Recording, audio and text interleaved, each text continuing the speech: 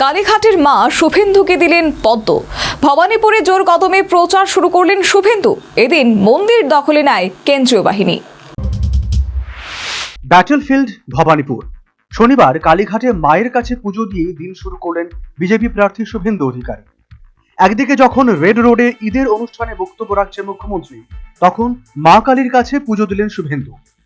হাতের পদ্ম দেখিয়ে বললেন, মা আমায় এটা দিয়েছেন। বহু সমর্থকদের সঙ্গে মাথায় ডালা নিয়ে ঢুকলেন মন্দিরে। মুখে জয় মা কালী, জয় মা ভবানী স্লোগান। শুভেন্দু অধিকারী বললেন, অনাচার, ব্যভিচার, অত্যাচার, হিন্দুদের ওপর আক্রমণ, আদিবাসীদের ওপর আক্রমণ সব বন্ধ হোক, সব ভালো হোক। নারীরা ভালো থাকুক, আরজি কর আর না।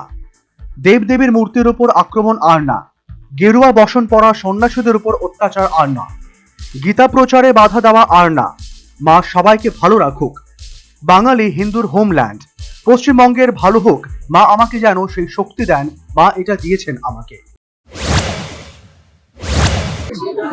এই যে হিন্দুদেরকে অপবিত্র করছে, হিন্দুদের ধর্মচারণের ঐতিহ্যকে নষ্ট করার চেষ্টা করছে, এগুলো হিন্দুরা সহ্য করবে না। তারা শান্তি মানতে বিশ্বাস করে, সংযমে বিশ্বাস করে, গীতা তাই শিখিয়েছে।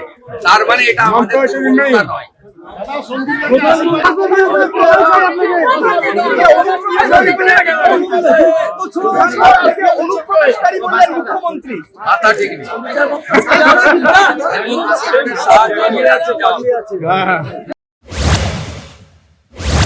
এবারের বিধানসভা নির্বাচনে সবার নজর এখন ভবানীপুর বিধানসভার দিকে।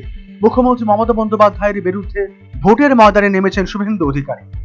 কার্যত মমতা বন্দ্যোপাধ্যায়ের গড়ে দাঁড়িয়ে চ্যালেঞ্জ ছুড়েছেন শুভেন্দু অধিকারী। প্রার্থী তালিকা প্রকাশের পরে বৃহস্পতিবার সকাল সকাল বিজেপি কর্মীদের নিয়ে প্রচারে নামেন। কর্মীদের অনেকেরই অভিযোগ, প্রচার করতে গেলেই হুমকি পেতে হচ্ছে তাদের।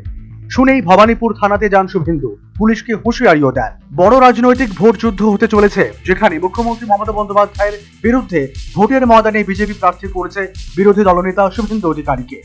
সেই যুদ্ধে নিজের প্রথম চাল হিসেবে প্রচার শুরু করে দিলেন পদ্ম শিবিরের প্রার্থী।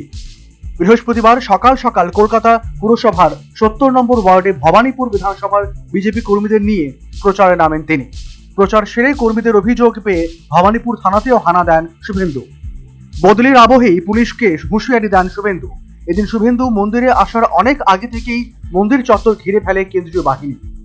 জাতীয় নির্বাচন কমিশন জ্ঞানেশ কুমার কালীঘাটে পুজো দিতে এসে বিক্ষোভের মুখে পড়েছিলেন।